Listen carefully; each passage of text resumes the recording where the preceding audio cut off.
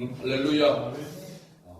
각 나라마다 정부가 있고 그 정부에는 가장 엄격한 그러한 조직이 있습니다.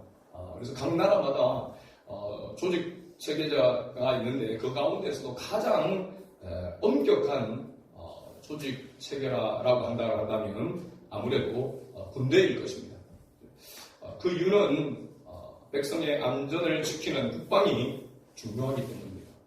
생명과 직결되는 것이고 또 우리의 재산 그 모든 것과 직결되기 때문에 국방, 안보는 아무리 강조해도 부족함이 없을 것입니다.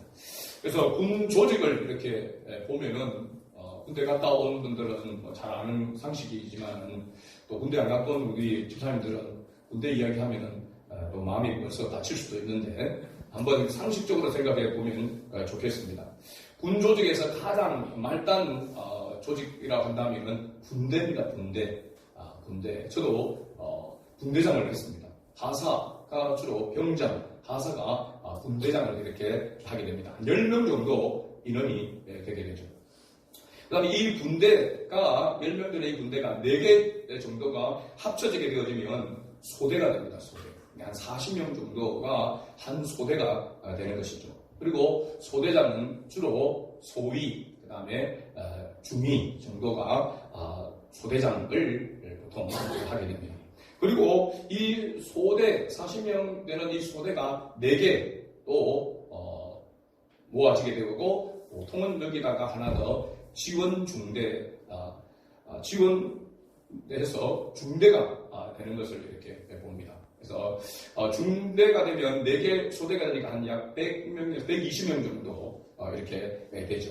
거기다가 이 또 중대가 보통 한 4개 중대, 거기다가 요즘은 보니까 지원 중대라고 해서 제가 보실 때는 그런 게 있더라고요. 그래서 한 5개 이렇게 해서 한 대대가 됩니다.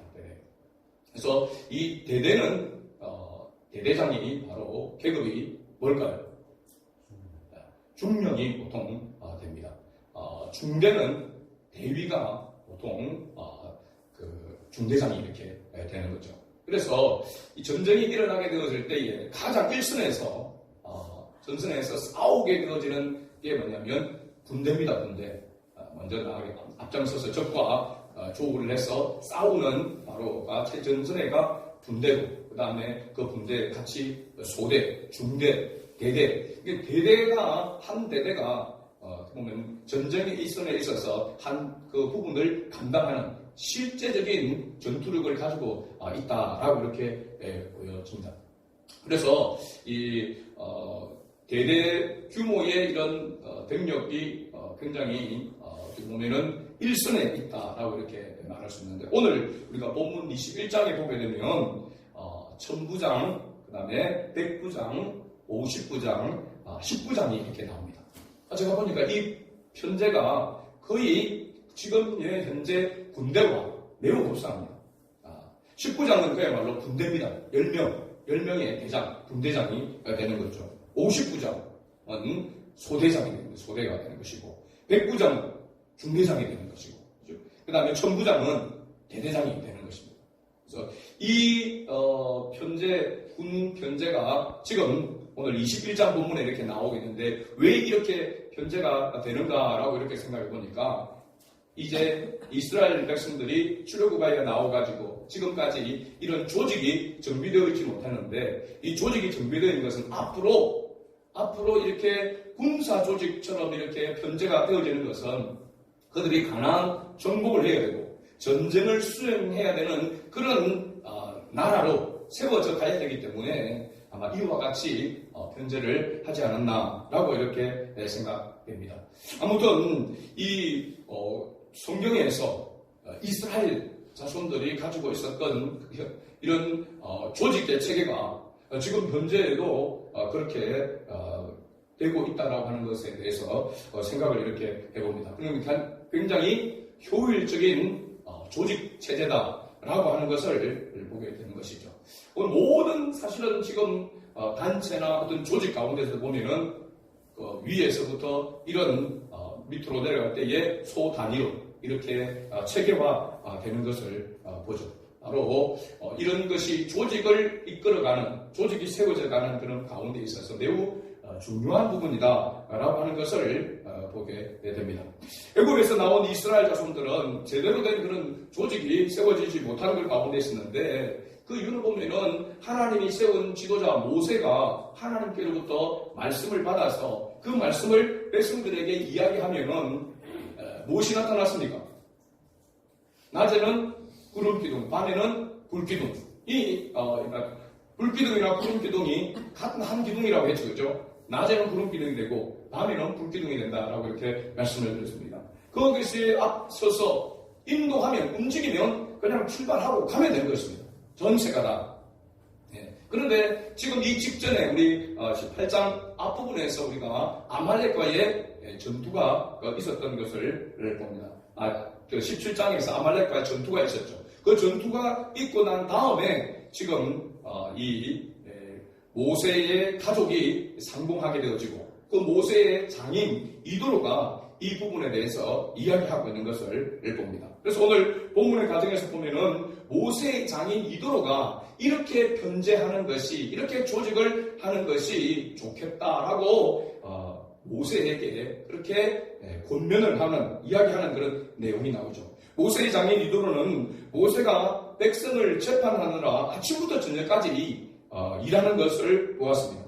그 모세가 일하는 장면과 백성들이 재판을 받아주고 기다리고 있는 그 모습을 보면서 14절에 모세의 장인 이도로가 모세에게 이렇게 말합니다. 같이 한번 읽어볼까요? 모세의 장인이 모세가 백성에게 행하는 모든 일을 보고 이르되, 네가 이 백성에게 행하는 이 일이 어찌 됨이냐? 어찌하여 네가 홀로 앉아 백성은 아침부터 저녁까지 네 곁에 서 있느냐? 라고 이렇게 말합니다.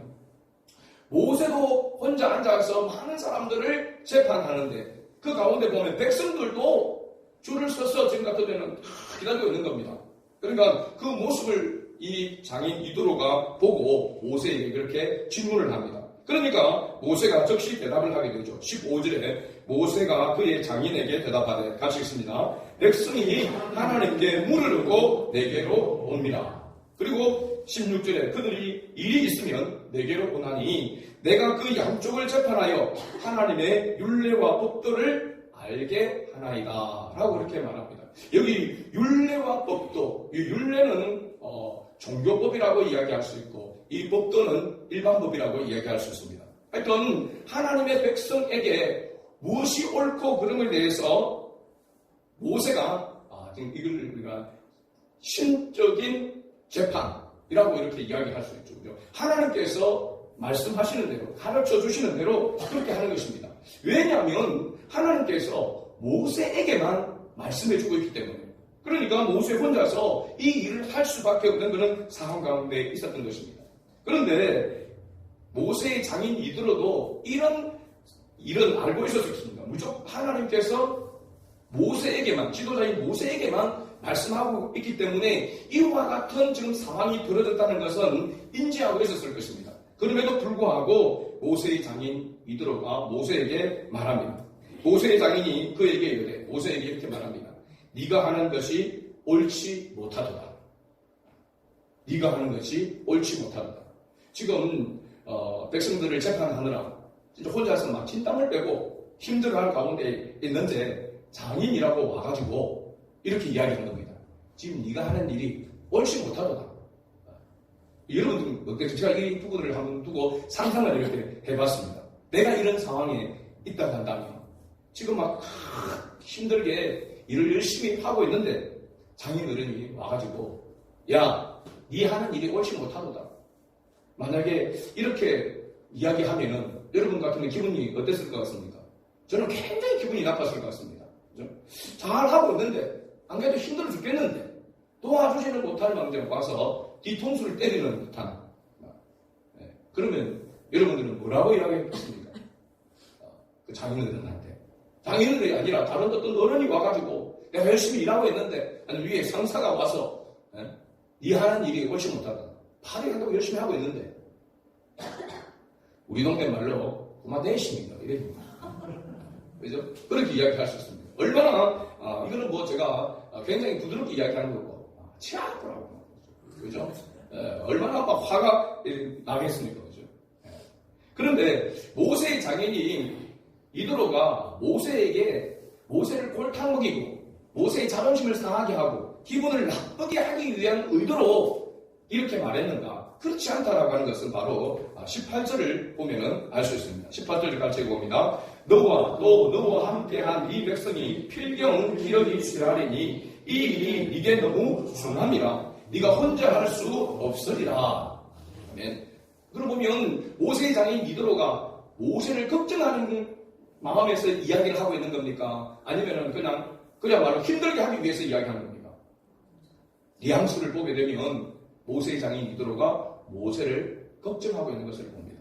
모세를 걱정하는 것도 모세의 걱정이지만 지금 그렇게 줄을 서서 길게 서서 기다리고 지쳐있는 백성들도 보면서 생각하면서 건면을 하고 있는 그런 모습을 알 수 있습니다. 이드로는 모세를 걱정해서 한 말이다라고 하는 거예요. 그래서 여기에 네가 하는 것이 옳지 못하도다. 옛날 번역에는 선하지 못하도다 이랬습니다. 그러면 모세가 하는 일이 선하지 못하다면 우리가 그 어떤 번역을 본다면은 그럼 악하다는 겁니까? 이게 아니죠, 그죠? 그래서 여기에서 원어성을 보면 잘못되었다, 틀렸다라고 하는 그런 의미가 아니라 좋아 보이지 않는다는 것입니다. 좋아 보이지 않는다. 그래서 원어를 이렇게 찾아보니까 로토브라고 하는 단어로 되어 있습니다. 로토브, 히브리어로 로토브. 토브 들어본 것 같지 않습니까? 토브. 창세기에 우리가 하나님이 천지를 창조하시고 하나님 보시기에 좋았더라고 할 때 토브. 어렴풋이 기억날 수 있습니다. 토브라는 단어가 좋았더라는 단어입니다. 근데 그 앞에 로라고 하는 단어가 앞에 쓰게 되어지면은 부정, 반대의 의미가 있습니다. 그래서 로토브라고 하면은 좋지 못하다라고 하는 것입니다. 그것을 좀 더 의역을 하자면은 뭐냐면 효율적이지 못하다라고 하는 것입니다. 지금 네가 하는 이 일이 효율적이지 못하다. 그래서 조직에 대하여 이렇게 하라고 천부장, 백부장, 50부장, 10부장이라고 하는 이 체계를 조직을 정비하라고 이렇게 권면을 하고 있는 것입니다. 지금 하는 일이 잘못된 것이 아니라 뭐하지 못하다? 효율적이지 못하다라고 하는 것을 이야기하고 있는 것입니다. 그리고 여기 보면은 너와 함께한 이 백성이 필경 기력이 쇠하게 된다라고 이렇게 말합니다. 필경이라면 반드시 기력이 쇠하게 된다. 번역을 보니까 한마디로 하면 파김치가 된다는 겁니다. 완전히 녹다운 된다라고 하는 것이죠. 고급스러운 단어로 이야기하면 요즘은 번아웃이다 이렇게 이야기합니다. 뒤로 나잡아지는 게 되는 것이죠. 그래서 절대로 네 혼자 할 수 없을 것이다 라고 그렇게 말하고 있는 겁니다. 그러면서 모세의 장인 이드로가 모세에게 이렇게 말합니다. 바로 그 말씀이 19절부터 22절까지입니다. 우리가 같이 한번 조금 빠르게 읽어보겠습니다. 이제 내 말을 들으라. 내가 네게 방침을 가르치리니 하나님이 너와 함께 계실지어다. 너는 하나님 앞에서 그 백성을 위하여 그 사건들을 하나님께 가져오며 그들에게 율례와 법도를 가르쳐 마땅히 갈 길과 할 일을 그들에게 보이고 너는 또 온 백성 가운데서 능력 있는 사람들 곧 하나님을 두려워하며 진실하며 불의한 이익을 미워하는 자를 살펴서 백성 위에 세워 천부장과 백부장과 50부장과 10부장을 삼아 그들이 때를 따라 백성을 재판하게 하라. 큰 일은 모두 네게 가져갈 것이요 작은 일은 모두 그들이 스스로 재판할 것이니 그리하면 그들이 너와 함께 담당할 것인즉 일이 네게 쉬우리라. 아멘. 일이 네게 쉬우리라. 효율적인 일이 될 것이다 라고 그렇게 이야기를 하고 있습니다. 자, 여기에 보면은 모세의 장인 이드로가 모세가 하는 그 일이 효율적이지 못하다라고 하면서 방침을 가르치니 라고 이렇게 대안을 제시하고 있는 것을 봅니다. 대안을 제시하는. 그 대안이 제시하는 것을 보게 되면 능력 있는 자를 먼저 세우라 라고 그렇게 이야기를 하고 있습니다. 능력 있는 자. 당연히 어떤 조직의 세우감에 있어서의 앞장서서 일할 수 있는 사람은 능력 있는 자가 되어야 될 줄을 믿습니다. 자, 그런데 우리가 생각할 때 그 능력 있는 자는 어떤 리더십과 또 강인한 힘과 여러 가지 어떤 그런 조건들을 우리가 생각할 수 있습니다. 그러나 여기에서 능력 있는 자는 우리가 일반적으로 생각하는 그 능력과는 차이가 있다고 하는 것을 보게 되죠. 첫 번째는 뭐냐면 하나님을 두려워하며 라고 말합니다. 하나님을 두려워하는 자. 능력 있는 자라고 하면서 곧 하나님을 두려워하며. 하나님을 두려워한다는 말은 하나님을 경외한다는 말입니다. 하나님이 어떤 분인 줄 알고 그 하나님을 믿는 자라고 말할 수 있는 것이죠. 그 다음에 진실하며. 이 진실하다라는 것은 그냥 정직하다라고 하는 것 차원을 넘어서 기준을 어디에 두는 자를 말하고 있냐면 하나님의 진리에 둔다라고 하는 것을 말하고 있습니다. 하나님의 말씀 진리에 두며 그 다음에 불의한 이익을 미워하는 자, 의롭지 못한 바르지 못한 것을 미워하는 자. 이 세 가지의 조건이 곧 어떤 자라고요? 능력 있는 자라고 그렇게 말하고 있는 것입니다. 그러면 이러한 능력은 우리가 세상적인 어떤 그런 노력과 또 세상적인 어떤 그런 배움을 통해서 가질 수 있느냐? 그렇지 못한 것입니다. 이 능력은 세상의 능력과는 차원이 다른 것입니다. 하나님이 주시지 않으면 가질 수 없는 능력입니다. 믿습니까, 여러분? 하나님께서 우리에게 은혜를 주셔서 믿음을 가져야만 하나님을 경외할 수 있습니다. 그렇죠? 그죠? 하나님이 주시는 능력, 그것은 바로 하나님을 경외하는 능력입니다. 그리고 하나님의 말씀이 진리라고 하는 것을 믿는 사람입니다. 그리고 그래서 그 말씀을 기준으로 삼고 나아가는 자를 말하고 있습니다. 그러니까 분명하게 되는 것이죠. 옳고 그름이 분명하게 되는 것입니다. 하나님의 뜻이냐 하나님의 뜻이 아니냐를 분명하게 구별할 수 있는 사람. 그래서 불의한 것을 미워하는 자, 의롭게 행하는 자를 말하고 있다고 하는 것입니다. 그래서 이것은 절대적으로 이 능력은 원래 이 세상으로부터 가질 수 있는 것이 아니라 위로부터 하나님께로부터 오는 능력이라고 하는 사실이죠. 그래서 우리가 주님의 몸된 교회를 세워감에 있어서 앞장서서 섬기는 사람은 반드시 믿음이 있는 사람이 되어야 됩니다. 하나님의 은혜가 있는 사람이 되어야 됩니다. 하나님의 진리를 믿는 사람이 되어야 됩니다. 그리고 옳고 그름을 하나님의 말씀의 기준을 통해서 구분할 수 있는 그런 능력이 있는 사람이 바로 진정한 하나님의 교회에, 주님의 몸된 교회에 앞장서서 섬기는 자가 되어야 된다라고 하는 것을 말해주고 있습니다. 오늘날 이런 교회 공동체의 모습이 교회 안에 필요한 줄로 믿습니다. 그래서 사실은 교회가 어려워지게 되어지고 분파가 일어나게 되어지고 다툼이 일어나게 되어지는 그 원인들을 자세히 이렇게 살펴보면 바로 앞서 있는 사람이 이와 같은 능력을 가지고 있지 못할 때 나타나는 경우가 많습니다.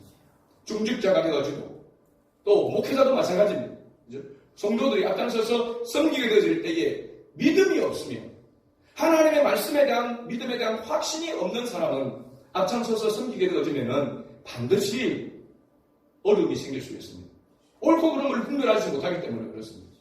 그래서 교회를 바르게 교회답게 세워갈 수가 없는 것이죠. 믿음으로 해야 될 일, 하나님의 뜻을 따라서 해야 될 그 일에 반기를 드는 것입니다. 왜 반기를 들게 될까요? 자기 생각과 맞지 않기 때문에 그렇습니다. 믿음으로 바라보지 않으면 절대로 이해될 수가 없기 때문에 그렇습니다. 그러면 어떻게 될까요? 순종하는 자세가 필요하겠죠. 그죠? 그러나 그렇지 않고 그런 사람이 자기 목소리를 내게 되고 앞장서게 되어지게 되면 그 교회는 하나님의 교회 공동체로 건강하게 세워질 수가 없는 것입니다. 대부분의 사람들은 뭔가 잘못한 일이 있으면 우선 불평하게 되어지고 불만을 가지게 되어지고 원망하고 비판부터 하게 되어집니다. 이런 모습과 태도는 정말 주님의 몸된 교회의 공동체 안에서 합당하지 않습니다. 불평과 원망과 비판, 물론 잘못한 부분이 분명히 있을 수 있습니다. 그러나 그것을 위해서는 뭐가 제시되어야 되냐면 대안이 제시되어야 됩니다. 오늘 여러분 장인 이도로 가보십시오. 모세가 하는 그 일이 효율적이 못하다, 자기가 볼 때에 효율적이 못하다, 좋게 보이지 않는다라고 하면서 그 말만 하는 것으로 끝난다면 불평하는 것입니다. 잔소리가 되는 것입니다. 그러나 이도로는 무엇을 제시하고 있습니까? 대안을 제시하고 있습니다. 방침을 가르치니 라면서 그 방침이 어떤 부분입니까? 하나님의 뜻과 반대가 되는 것이 아니라 하나님의 뜻 안에서 하나님을 위한, 공동체를 위한 것에 중점을 두고 대안을 제시하고 있는 것을 봅니다. 여러분, 이것이 굉장히 중요합니다. 우리가 교회를 섬김에 있어서의 가장 중요한 그런 부분 가운데 하나가 바로 이런 부분입니다. 대안이 없는 원망과 불평은 그건 공동체를 위한 것이 아닙니다. 어떤 부분에 있어서 그리고 그 대안을 위해서 하려고 하면은, 대안을 제시하면은 누가 먼저 그 일에 헌신해야 될까요? 자신이 먼저 헌신하고자 하는 태도와 자세를 가지고 대안을 제시해야 되는 겁니다. 대안만 제시해놓고 자기는 헌신하지 않고 그것도 합당하지 않습니다. 먼저 자신이 헌신하고자 하는 그러한 마음을 가지고 대안을 제시하고, 그것이 공동체를 사랑하는 마음이 에서 비롯되는 것입니다. 그렇지 않으면 자기 생각과 자기 스타일과 자기의 뜻을 피력하고자 드러내고자 하는 그런 모습으로 나아간다면 그것은 공동체 안에서 안티가 되는 것입니다. 공동체 안에서 안티는 하나님 기뻐하지 않습니다. 주님의 몸된 교회 안에서 안티는 하나님 기뻐하지 않습니다. 여러분 가정에 안티가 있으면 여러분 기쁘겠습니까? 여러분이 일하고 있는 일터에 안티들이 있으면 기쁘겠습니까? 절대로 기쁘지 않습니다. 행복하지 않습니다. 하물며 주님의 몸된 교회 안에 우리가 잘못할 수 있습니다. 실수할 수 있습니다. 그럴 때마다 우리가 겸손히 주님 앞에서 자신을 내려놓는 모습이 필요한 것입니다. 내가 안티인 줄 알면서 안티로 계속 나아가는 것은 하나님 앞에 합당치 않습니다. 하나님은 반드시 징계하십니다. 그래서 우리가 주님의 몸된 교회를 섬김에 있어서 한마음 한뜻으로 하나님을 섬기게 되는 것은 우리가 한마음이 됩시다. 고기를 구워 먹고 막을 가면서 으쌰으쌰해서 한마음이 되느냐? 아닙니다. 하나님의 진리로 하나 될 수 있습니다. 하나님의 진리의 기준을 같이 바라보고 같이 나아갈 때에 하나가 되는 것입니다. 그렇지 아니하고 어떤 내 스타일로 어떤 그런 모습으로 하나가 될 수가 없습니다. 그래서 부수적인 그런 부분이지 진정한 하나됨은 예수 그리스도를 통해서 하나가 되는 것입니다. 진리를 통해서 하나가 되는 것입니다. 목회자들이 누구나 할 것 없이 힘들어하는 그런 부분들이 바로 이런 부분들입니다. 교회 안에서 있을 때에 불평과 원망하는 소리를 이렇게 듣게 되어지게 됩니다. 누가 하는 것도 잘합니다. 참 희한한 부분이 교회를 섬기면서 보면은 누가 뭘 하고 하는 것이 다 들려집니다. 비밀이 하는 것 같이 보여지는데 다 들려진다는 거예요. 그렇죠? 그러니까 목회자가 힘든 겁니다. 알면서도 티를 안 내야 되니까. 알면서도 말을 하지 못하니까. 그렇죠? 왜? 낙심할 수 있게 되는 거예요. 그렇죠? 그래서 티를 내지 않으려고 하기 때문에 힘든 겁니다. 그렇죠? 근데 대부분이 거의 다 들립니다. 그러니까 목사님 무슨 무슨 안테나가 있나 이렇게 생각할지 모르지만 그렇지 않습니다. 희한하게 이건 우리 교회만 아니고 모든 교회에서 목회자들이 한결같이 하는 이야기입니다. 그래서 힘든다는 겁니다. 알면서도 목회자를 욕하고 교회를 여러 가지 원망과 불평하는 그런 부분들을 다 알게 되는 것이죠. 차라리 모르면 편한데 아니까 힘드는 겁니다. 그래서 기도할 수밖에 없는 거고 또 기다리고 인내하며 나아갈 수밖에 없는 겁니다. 왜? 하나님께서 또 깨우쳐 주셔서 회개하고 다시 돌아설 수 있기 때문에. 그렇죠? 얼마든지 우리가 실수할 수 있잖아요. 얼마든지 우리가 내가 이건 아닌데 라고 생각하는 부분들이 얼마든지 있을 수 있습니까? 다 마음에 듭니까? 하나씩 다 마음에 들지 않을 수 있습니다. 그렇죠? 그래서 교회가 힘드는 겁니다. 각양각색의 사람들이 하나로 세워져야 되는 것이 교회 공동체이기 때문에 교회가 이 세상에 있는 그 어떤 공동체, 조직보다도 교회가 힘든 것입니다. 그러나 반대로 성령의 기름 부으심과 성령의 충만하는 역사가 있으면 그 세상의 어떤 공동체보다 조직보다도 하나가 될 수 있는 능력이 있는 것이 또한 교회인 줄로 믿습니다. 그래서 우리가 어디에 생각을 두고 어디에 중점을 두어야 되는가라고 하는 것을 항상 기억하고 교회를 섬겨야 되는 거죠. 그래서 제가 여러분들에게 이야기하셨으니까 어떤 문제가 생기거나 일이 생기게 되면 먼저 여러분 무엇을 생각해야 됩니까? 사람을 생각하면 안 됩니다. 목회자를 생각해서도 안 됩니다. 첫 번째 생각해야 될 것이 바로 뭐냐면 교회를 생각해야 하는 것입니다. 기준이 교회에 있어야 됩니다. 왜? 우리는 교회의 지체이기 때문에. 교회에 유익한가? 교회에 이것이 합당한가? 하나님이 기뻐하시는 건가? 라고 하는 것을 여러분 기준으로 삼아야 하는 것입니다. 그렇지 않으면 감정에 따라서 사람과의 관계에 따라서 흔들릴 수 있고 시험에 들 수가 있는 것입니다. 그래서 먼저 이런 지혜가 필요한 것이죠.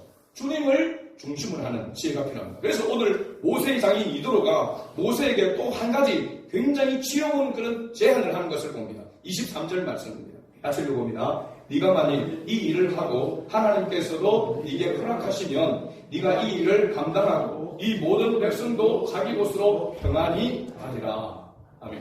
여기 모세의 장인 이도로는 자기 말이 아무리 옳다 하더라도 이 조직 체계가 아직 아주 효율적이라고 하더라도 하나님께서 허락하시면, 네게 허락하시면 네가 이 일을 감당하리라.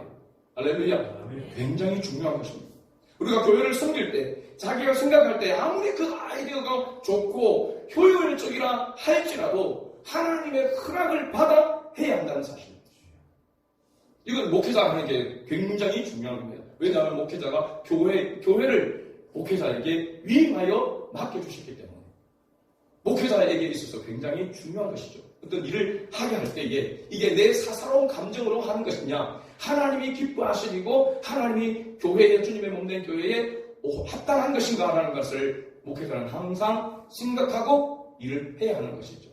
그러면 목회자를 통해서 여러분들이 지도를 받는 성도들은 어떻게 해야 될까요? 목회자의 허락을 받아서 순종해야 한다는 것을 알 수가 있습니다. 이게 교회의 질서입니다. 하나님께서 정한 질서입니다. 하나님의 말씀을 기준으로 삼아야 한다라고 하는 것을 바로 말해주고 있습니다. 교회는, 따라합시다. 교회는 은혜와 진리로 세워지는 공동체다. 할렐루야. 은혜와 진리의 출처는, 그 근원은 어디에서부터 오는 겁니까? 요한복음 1장에서 보면은 은혜와 진리는 한 분 그리스도로 말미암아 오느니라 라고 그렇게 말씀하고 있습니다. 당연하죠. 하나님의 은혜와 진리 위에 교회는 세워져 가는 것입니다. 이게 바로 교회의 머리가 예수 그리스도라고 하는 것을 말해주고 있는 것입니다. 그러니까 하나님의 말씀을 제쳐놓고 하나님을 뒤로하고 행하는 그 모든 것은 하나님 앞에 오히려 범죄가 되는 것입니다. 합당치 않습니다. 하나님의 기준을 무시하고 열심을 낸다. 그건 열심은 하나님의 열심이 아닌 것입니다. 교회를 섬김에 있어서 우리가 항상 이것을 인식하고 해야 됩니다. 나의 열심인가? 이것이 교회에 유익한가? 하나님 앞에 합당한가? 라고 하는 것을 생각해야 하는 것이죠. 마지막으로 아무리 좋은 조직과 시스템이 있어도 뭐가 필요하느냐? 순종이 필요하다라고 하는 사실입니다. 24절 말씀을 한번 봅니다. 24절 같이 읽어봅니다. 이에 모세가 자기 장인의 말을 듣고 그 모든 말대로 하여, 여기 모세가 장인이 방침을 가르쳐준 그에 따라서 순종한다, 그대로 했다라고 이야기합니다. 여기에 앞서서 뭐가 있었을까요? 모세는 이것이 장인인 이도로가 이야기하고 있는 이 조직 체계가 효율적이라고 생각을 하면서도 이것이 하나님께서 허락하신가라고 하는 것을 먼저 물었기 때문에 순종한다라고 하는 것을 알 수 있습니다. 굉장히 중요합니다. 여러분, 교회를 섬김에 있어서 우리가 순종하는 자리까지 나아가지 않으면 절대로 신앙을 성숙할 수가 없습니다. 원망 불편하고 그죠? 하나 비판하고 하는 것은 너무너무 쉽게 할 수 있습니다. 그러나 순종은 자기 희생이 필요하기 때문에 어려운 것입니다. 하나님의 은혜가 있어야 하는 겁니다. 그러나 하나님의 은혜로 순종하기만 하면 믿음은 성숙하게 되어집니다. 반드시 성숙하게 됩니다. 이건 진리입니다. 원리입니다. 원리. 순종하게 되면 믿음이 성장하게 되어집니다. 불순종하게 되면 절대로 신앙은 성장하지 못합니다. 성장은커녕 뒤로 물러서게 되는 것이죠. 그래서 일의 경중이 중요한 것이 아니라 어떤 일에도 겸손하게 순종하는 자세가 필요하다는 사실입니다. 여러분, 우리가 어떻게 순종할 수 있습니까? 하나님께서 우리에게, 나에게 베풀어 주신 은혜를 생각하면 겸손하지 않을 수가 없습니다. 허물과 죄로 죽었던 일을 예수 그리스도를 통해서 우리를 구원하여 주셨기 때문에 내 자존심과 내 스타일을 주님 앞에서 내려놓을 수 있는 것입니다. 주님을 생각하면, 십자가를 생각하면, 교회를 생각하면 순종할 수가 있는 것이죠. 그러나 나를 생각하면 순종할 수가 없습니다. 나를 앞세우면 교만할 수밖에 없습니다. 교만은 패망의 선봉이라고 했습니다. 겸손한 믿음으로 순종하게 나아갈 때에 하나님은 반드시 복 주시고 은혜를 베푸십니다. 말씀을 뵙습니다. 주님께서 피로 감추고 사신 교회 공동체를 건강하게 세워가려면 조직을 정비하는 모습이 필요합니다. 효율적인 것이 분명하게 필요합니다. 그러나 그 어떤 방식이라 할지라도 하나님의 뜻 안에서 세워져 가야 한다라고 하는 것을 우리는 기억해야 될 줄로 믿습니다. 주님의 몸된 교회를 세워감에 있어서 그 조직 안에서 능력 있는 자를 세우는 것이 필요합니다. 그 능력 있는 자는 사람의 힘으로, 사람의 배움으로, 경력으로 되어지는 것이 아니라 하나님의 은혜로 되어진다라고 하는 사실을 기억해야 됩니다. 하나님을 두려워하며 진리의 말씀에 기초를 두고 하나님의 옳고 그름을 분별할 수 있는 사람이 앞장서서 섬기는 자가 되어지게 될 때에 그 교회가 효율적으로 하나님의 가운데 부흥하며 성장하게 되는 줄로 믿습니다. 올 한 해 우리가 변화를 얻는 그릇을 준비하자라고 이렇게 하면서 나아갑니다. 여기에는 반드시 우리 모두가, 저를 비롯해서 우리 모두가 순종하는 자세가 필요한 줄로 믿습니다. 하나님의 말씀에 순종하는 태도를 가지고 나아가면 반드시 하나님께서 은혜를 주실 줄로 믿습니다. 복을 주실 줄로 믿습니다. 여러분 한번 기대해 봅시다.